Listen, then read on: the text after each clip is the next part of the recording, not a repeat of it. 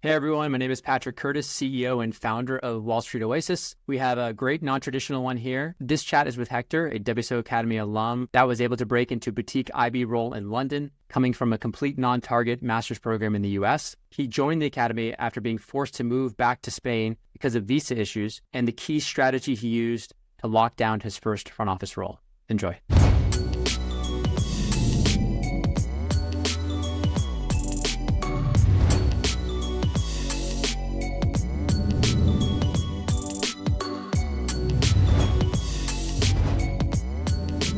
All right, Hector, thanks so much for taking the time to speak with the audience here and with me all about your story. So I'd love to just start back by giving some of the listeners kind of a little history of your background, kind of where you're from, all that good stuff.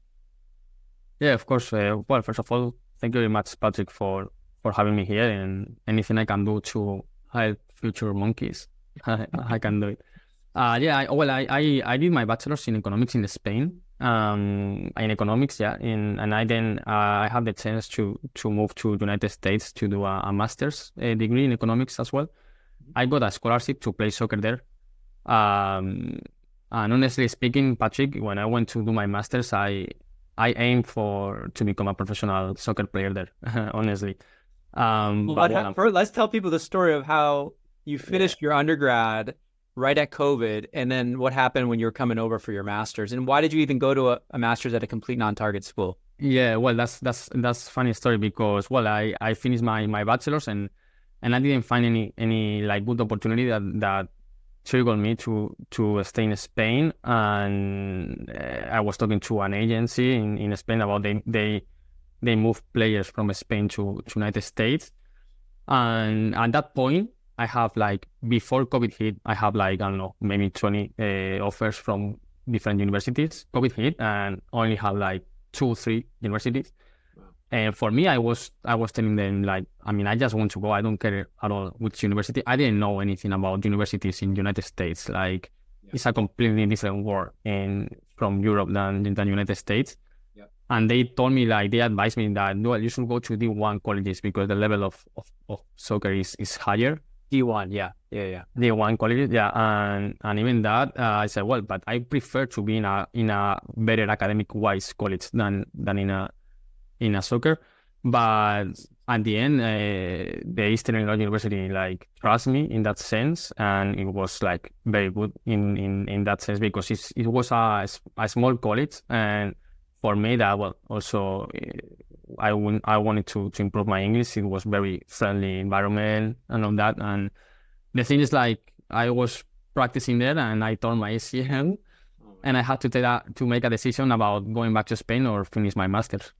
Yeah, and so you decided to stay, right? You decided to finish it up, but you still weren't that kind of knowledgeable on finance and finance careers, right? Till your second year, was that? No, not at all, Patrick. Even when you do a master's in economics, it's because the next step is a PhD, right, in economics. So also my professors, they were telling me already if I was expecting to do a PhD after the master's.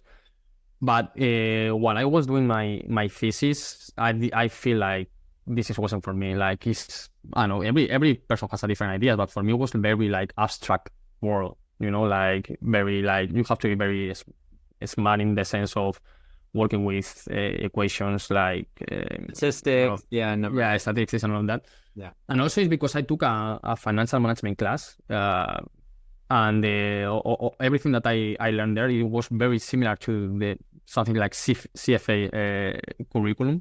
Yeah, and I love that. And I was start talking to my professor to knowing more about this, and I started studying. And even though I didn't network at all, and this is a must in the industry and all of that, I got an offer for a bank there in Chicago, in Champaign, Illinois. Yeah.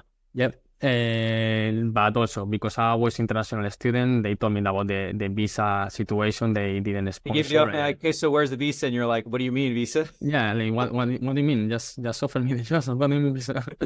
No, but yeah, and I have to. Well, I spent 1 year because I wanted to stay as much as I can in United States. I spent 1 year working as a financial analyst in a foundation in North Carolina.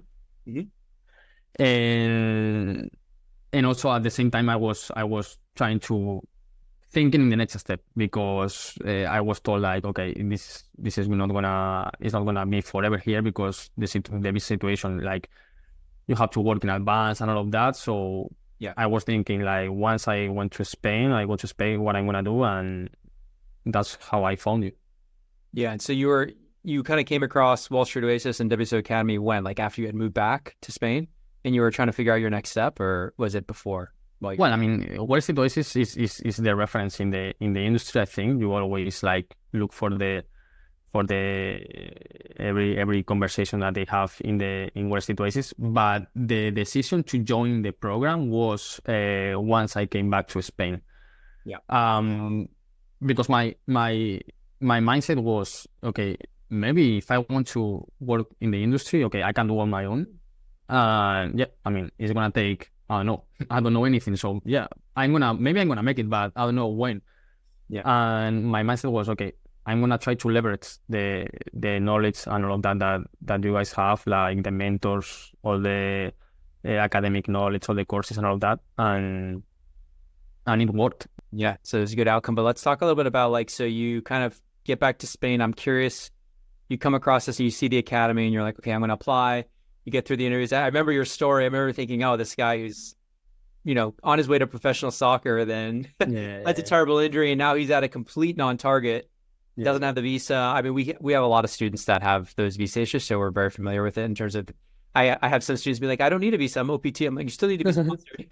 I'm like, it's still tough. So, but also, 𝗵𝗫, sorry to interrupt you. Another thing I didn't know, and I don't know if somebody's gonna hear this, but it's an advice that I wish I would have, is that if you're going to do a master's, because master's is kind of the final steps in your academic life, make sure that you do a master's in science, because you have three more years of OPT. It lets you have a lot more eligibility longer. Exactly. It's a little bit easier to stick around. Yeah, just a little bit. And also, I didn't know that. I mean, they just put me there, and it was Masters of Arts. Honestly, after, I think the year after I left the college, they moved to Master of Science, because it was something like people were complaining and all of that.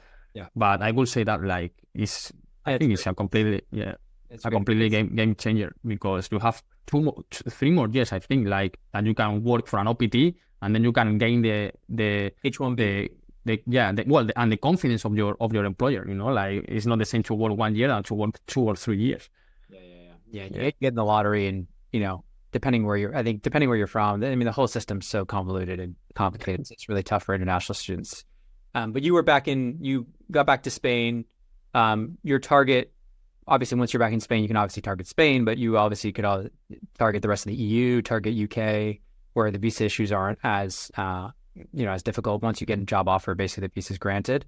That's how it works there. So tell me about, like, you join the account, or you come across to say, okay, I'm going to leverage all the knowledge here from the mentors. You come in, what's the first thing you do? You do the resume review, you do the LinkedIn profile, and then you meet up with what, Tim first, or how did it work? The first thing I did, they told me, like, Hector, remove the picture of your resume. No, it wasn't like that. It wasn't like that, but kind of, because it's like completely different world. I mean, like, make sure that the spaces between the years and the months, that they have to be the same. Bullets are slightly offline. Everything is perfect. Yeah. Exactly. Yeah. It's huge. I mean, it's something like you never thought about that. And yeah, the first thing is the resume review, the cover letter, the LinkedIn profile, and also for me the best thing is, once you are, like, getting started, you start, like, studying, you start, like, talking to people. The mentors, for me, the office hours was incredible. Also because, I don't know, I didn't know this, but maybe if they think, like, Wall Street Oasis is more focused on United States. But the mentor I was more working with, Tim, is in Europe based. I mean, he knew the industry in Europe. He worked in London. And you were director, former director. Exactly. Yeah. So people think that it's a little US based. We actually, our second largest city is London, so it's kind of fun. Yeah. And it's the tips that you got from the mentors are very, very useful, and in that sense, for me was the best thing so far. Appreciate that. So yeah, I guess you came in, resume review, LinkedIn profile, stories. You started working through those stories. Was that hard for you, or did you feel like you had enough material to work with? Or for me, the material is more than enough. But also the thing is, like, once you have the 7 stories, for example, or why investment banking, the thing is, like, having someone that you can tell that like 2, 3 times, 4 times, 5 times is also another thing, like is very positive for the academy, because at the end of the day you are talking to people who worked in the industry, are the same people that are gonna interview you after, like, so they are telling you like, okay, you shouldn't spend too much time talking about this, or maybe you should focus more on your strengths and all of that. We get a lot of the tell me about yourself. We have a lot of people who go way too long. yeah, exactly. It's like, leave a little bit to the imagination. Don't go off for 10 minutes or to even a 3 or 4 minute monologue is very good. So we oftentimes are paring that down, telling them what to focus on, what points to hit on that brought them to that interview today. Were you once you get through all the stories and the tell me about yourself, the why I beat the why industry, all this stuff, I assume you started the networking right out of the gate, or did you wait a little while till you did some mock interviews as well? Well, no, I started working because the network process, they told me like it's something like it's not that straightforward answer. Takes time. It takes time. And for example, the way I did it and team recommended me is like, okay, you start networking with people in the industry. But also for me, my case was something like I saw a job position offered, and I start talking to people around that position that will be more involved in that sense. And it worked for me because I never forget this, but one of the sentences that the recruiter told me when she called me, said like, okay, Hector, we have a very people interested in the position, but you went beyond this because you were talking to the head of corporate and investment banking, you were talking to this person. Yes. Yeah. Everyone listen to that point. Why did he move to the front of the line? Why? Yes, the networking in Europe works. Networking works. Please. Maybe because nobody does that, and maybe it's because you have to. People are uncomfortable about it. They say, oh, in the UK, everything's more structured. They force you through HR. Yes, they force you through HR, but if you've talked to the MD and the director and the associate and the VP and a specific group and they all know you, who do you think's going to get an interview? Who do you think's going to get the offer? It's just, it's common sense, but it's like I still have to argue with people over it still. At the end of the day, it's something that you told me, Patrick, is like, they have to hire people, they don't want to hire resumes and numbers, like they want to know you better. If you can put your step on the door before, I think is at least you have like a better perspective of the situation. Like, okay, at least you can talk to them first instead of, okay, resume, okay, 30 seconds. Yeah, exactly. So you started kind of doing that. You started networking with like the hiring managers, the people in the group, jobs posted, and then were you only applying to places in the UK, or were you applying everywhere? No, well, I was applying like in most of Europe, like Netherlands, Germany, and UK, mostly because I wanted to work in more like international environment. After coming from United States, I felt like I love that the environment in the United States, that is very international and all of that, and I was looking for something like that. And I had the opportunity in London, and I was studied in those cities. London, I think, was Munich, Holland. I don't know what else, but it was mostly in Europe. Yeah. It's cool. So why don't we share with the listeners kind of what happened? So when you said kind of, I never forget, she said the reason we picked you, or the reason we want you kind of to come, was it for the interview or to give the offer? No, it was for the first interview, like for an interview. It's not not the reason that they picked me, but they were surprised. Like they were amazed about that. Like, okay, you were talking to a lot of people and all of that, so it's maybe you are really interested. I don't know. You were? Yeah, exactly. Probably they thought about that, but yeah, that's the thing. Like, okay, if somebody is doing this, it's maybe because. And let's be clear, Hector, you came from a complete non-target master's in economics from the U.S. Like from nowhere. You weren't like trying to necessarily go to the Rothschilds, the Goldmans of the world in UK. You were realistic, and we told you you go boutique. Yeah. To break in and get the skill set. So you were targeting these firms, correct? Exactly. I had to find something, at this point. I had to find something, gain the skills, gain the knowledge, the experience. Yeah. And that was the first step. And also it's what you said, like, I don't know how many people can be in my situation, but I felt like I lost all the leverage that I had in United States, because at the end of the day, you meet a lot of people, you never know. And when you move to another country, also start over again, it's more difficult. But you have to put the work. Yeah, you got to put the work in, both on the network and the interview prep. So you ended up getting the interview. You were networking heavily, even with this little boutique. And then about like how the interviews went. Was it mostly behavioral, mostly fail? A lot of people get scared and think it's all going to be technical. Well, at that point is because when it's a boutique and you're talking to this is something that I learned from the office hours with Tim, and he was telling me like, Hector, if you're gonna get an interview with the MD, or in this case the head of corporate and investment banking, don't expect too much technical. Like they want to know you. And actually, this is something that the other day in the office, I was talking to him, like it was like a feeling thing, like they want to know like if you could fit in the company, in the environment. And they were testing me that, like they were asking me questions like, how do you expect of the world, like all these behavioral questions. And I feel I did well in that sense, because I prepared, and I was asking that to Tim also before. You're pulling I assume you were pulling your stories in.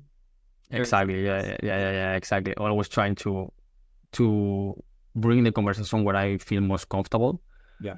And it was mostly behavioral. Yeah. Did you do most of your mocks with Tim as well, or did you spread them out a little bit across different people who maybe had other London experience?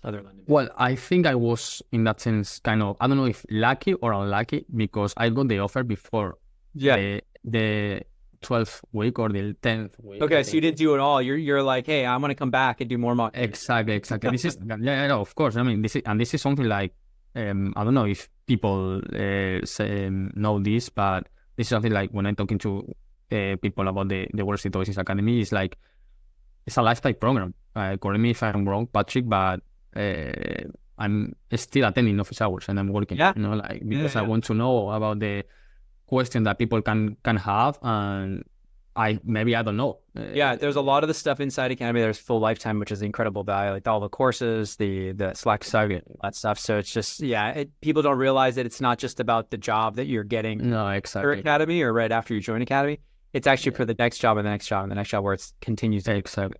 So for me, this is something like, I don't know if the cost of the program, but if you spread the cost through your lifetime, I don't know, it's like it's more than it's still.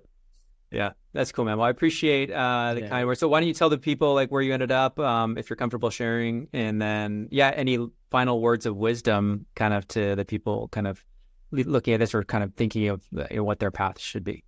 As I said before, Patrick, like the reason I joined the academy is, of course, you can do it alone. I mean, and there's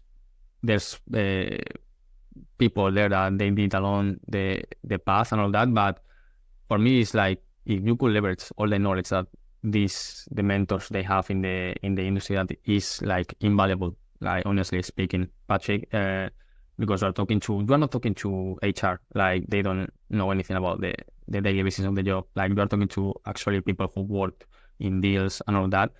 for me was the main reason that I joined the program. Yeah.